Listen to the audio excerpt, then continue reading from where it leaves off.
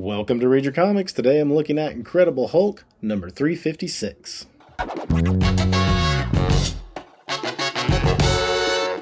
Thanks for joining me today. Continuing the Peter David run. We're still in the Joe Fixit era. It's kind of getting towards the end of it though, so let's see how it plays out. Before we jump into it, I just want to say thanks to all the viewer support. All your likes, comments, and subs feed that YouTube algorithm so it puts it in front of other comic fans. If you think this positive comic content is a good message, be sure to hit the like button, be sure to make a comment, be sure to subscribe so you don't miss a future video. Let's jump back into this book. I dig this cover for the most part. I like the yellow. Yellow pops. Yellow always makes for a pretty good cover. The composition, you've got the whole same bikers or wimps. Does that excite you to see the Hulk taking on some bikers? That seems kind of a little overmatched or something. It's like watching a, top 5 college football team beat up on like a little nobody team for 4 quarters. It's like, is it really fun? I mean, it's your character, it's your guy. You want to see him win, but at the same time, how excited do you get over the Hulk on the cover beating up bikers? But like I said, I do like this cover for the most part. I like it better than the one before with Glorian and the having him wrapped up in a rainbow. So small corner box on this one. I guess they decided this guy's head was more important than to do the long corner box. Got that Jeff Purvis lettering. The lettering is some of the best stuff in this issue. I've been saying it for a couple of issues now that Purvis, it's like he's run out of gas or something. I don't know exactly what it is. I think he started out great. He did those Jarella's World issues just like spectacular. He did the Hulk Thing issue, pretty awesome. And since then it's been kind of hit or miss. It's like almost like how interested he is in the material that's been given him. But this one's going to start out with a dog fight, right? There's like just some guys betting on these dogs going at each other. And they're all around, and all of a sudden Joe Fixit comes in and he grabs the golden looking one and he says, "Nothing gray gets killed tonight, especially not by something gold." So this is pretty much picking up exactly where the last issue left off, where he beat Glorian down, appeared to have killed him, and Marlowe saw it and he stormed out. So the Hulk's kind of having his own little tantrum, and he's going out like spoiling for a fight. And he kills this dog. Don't love that the Hulk killed a dog. I love the Gray Hulk. It's one of my favorite eras. This part's always bugged me to see the Hulk actually just like kill a small dog, even if it was a dog bred for violence in this manner. I don't like seeing dogs die. So the guy, the owner of the dog, gets all mad. The Hulk just kind of throws him some money, like this'll shut you up. Here's some Jeff Purvis lettering too. The yip yip yip crack and the thwup of the dog. Good size here. This is another thing I've had an issue with Purvis recently, is inconsistent size of the Hulk. He looks nice and large right there, but as we go in, not overly large here, I don't think. I mean, maybe there's some like perspective thing where he's a little closer to the door, and this guy seems like he's pretty close to him, and if they both stood up straight, that he'd be pretty tall. So these guys like jump the Hulk. That doesn't end well for him, obviously. I mean, like, look at him there. He's big enough to where he's like got his like massive hand around that guy's neck, but I don't know. So he takes those guys out pretty easily, and he's like kind of complaining that there's nobody that can make him breathe heavy in a fight. No, there's not a challenge right now. He's like, did I scare everybody off in Vegas all this time that I've been here? And he's in a mood, and he's spoiling for a challenge. When what appears to be like an old blind guy shows up and tells him to go over to some bar named Finnegan's. Bikers hang out there. Plenty of tough guys. Like, all right, thanks. He takes off to head there. Cut back to where, well, this is Glorian, and here he is meeting with the Shaper of Worlds. That's the guy that created him. I don't know why they're keeping him like in the shadow there, as if he's some kind of mystery the way that's designed. There's only one character that could be. So Glorian is discussing, how he wanted to bring light to Las Vegas and the people there and just make them happy. The Shaper's kind of like, you're running a fool's errand, and he points out that this vase was made of clay, but clay is just dirt, and the dirt has no ambitions to be clay. Which you think that's kind of like saying, like, you need to go mold it into what you want, but at the same time he's saying it's a fool's errand, but I'll grant you to, like, go try again. So it's almost like he's in heaven, in a way. It's almost like he's in heaven in a way or something. Because there's his body where the Hulk beat him down in the, like, the pop culture festival, movie festival that they were at, whatever it was. And the police are there, Marlowe's still there. That's what I'm saying. This is like immediate aftermath, right? And as they're starting to question her about, like, do you know who did this? And then all of a sudden he just pops right up. And so they have all kinds of questions, and he uses his reality warping. It's more like a reality illusions. So he's able to, like, leave a double behind, and he just walks off. And outside, he's met by somebody in a limousine that tells him to get in, that they have a similar problem, and they want to discuss it with him. This guy here, and Glorian isn't really into it. He's not, why did he get in the car, really? I guess just out of curiosity. But he's kind of like, no, there's something evil about your aura. But he goes along with it anyway, and they drive by the bar where the Hulk shows up. So, decent story transition there. Here's where size kind of starts changing again. So, the Hulk's swinging open these doors. Well, first of all, look at that door. It's a wide door, and then it's like a standard door. And the Hulk should be, like, gigantic, standing in the door, but he looks kind of small there.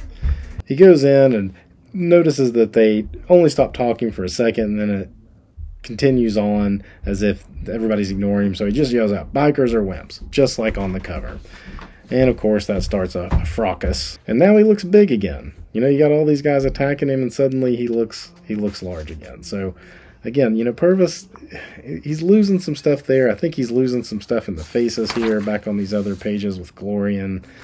I felt like those faces were kind of weak as well.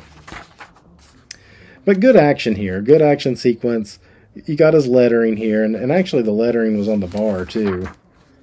I think pretty good lettering there as well. So, it's like you can tell that he has fun kind of doing some of this stuff, like the crash, kind of going with the ceiling, or that he's hitting the guy through here, the clunk. All this stuff is pretty good.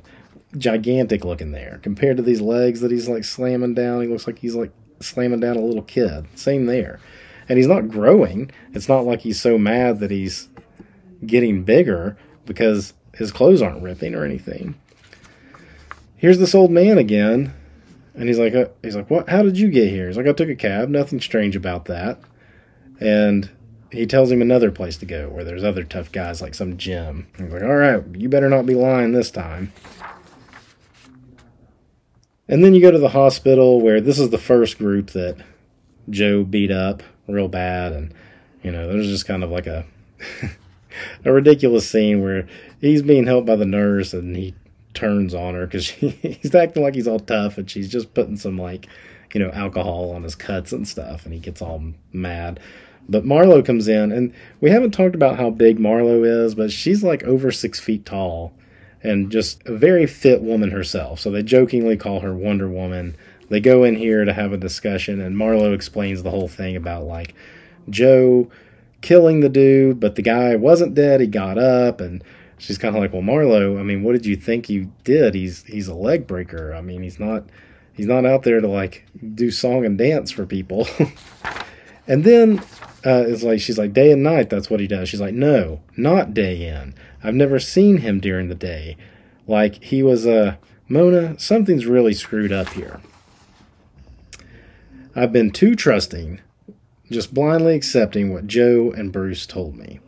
So now Marlowe's kind of catching on that there's more to Joe and Bruce than she originally believed. Back to Glorian, who now has a nice, like, white suit. The guy, I guess this is the same guy that was in the car. He kind of looks similar wearing the same clothes, but he introduces himself, so I guess it's a different guy. But man, he looks a lot like the same dude that was in the car that was offering him the martini, and he didn't tell him his name there. Maybe not. Maybe not. He's got those little sprigs of hair there. Just one little sprig there. Maybe not. Anyway, his name is Clute. Nick Clute is what he said his name is. And he says he works with the guy, and they both have the same problem. They both want to get rid of Joe Fixit. And he's wanting to help Glorian, give him the resources he needs. And Glorian's he's not really too involved in it, like in the idea of it. They have a big discussion here going back and forth where Glorian's like, I don't know that I really need your help necessarily. But then he sees this vase, and he thinks, that vase, of course, this is all my master's doing. A test. So you got, a couple pages of good dialogue here with the setup of the vase earlier for him to see the vase here. It does seem like, okay, this is something that the Shaper's doing for him. So then he says, okay, we have a standard contract here, and you sign it in blood, which he finds odd, but he does it, because in a way, Glorian doesn't really care. He's a little arrogant. He thinks his power is like above these earthly things. He's like, whatever, I'll sign this contract. It'll all work out. No big deal, right? Another great lettering on the sign for Tad's Gym. I think all the companies in Las Vegas use the same sign company, because there's a distinct style to them all. So the Hulk steps in, and again, like, look at him just stepping over the ropes to the ring. I mean, there he looks bigger. He does. There's some kind of an interesting thing. This is the Hulk thinking. I think about the cows who croaked for that leather being worn as boxing gloves. To beat the tar out of the humans is probably the only bit of revenge they get, which is kind of funny. I mean, it's a funny line, right? Thinking of what the people do to the cows. And, of course, the Hulk makes short work of them. Like, ditto. What is that? Ditto. And they all just run away from him naturally. So it's like none of these guys are a challenge for the Hulk. And the cover does kind of tell you that. It's a far, far cry from that Wolverine Hulk cover of 340 where you knew you were just going to get brutal action. And in this one, it's kind of the same thing, but the opposite way. You're like, this isn't really going to be a contest. And it's not been. So then this guy, who shows back up again, the like old looking, you assume he's blind because he has glasses on, but he's like, oh, you wanted the one person, the single toughest guy, the one even you can't handle. Oh, you should have said so. He's right out the door. And he goes outside and he sees this person standing down there, and as he gets close to it, he's like, it's a mannequin, and it looks like Banner. It looks like Banner. No. I'll beat you, Banner. You can mess with my mind all you want, hiding in my head, and I can almost hear your sniveling little laugh.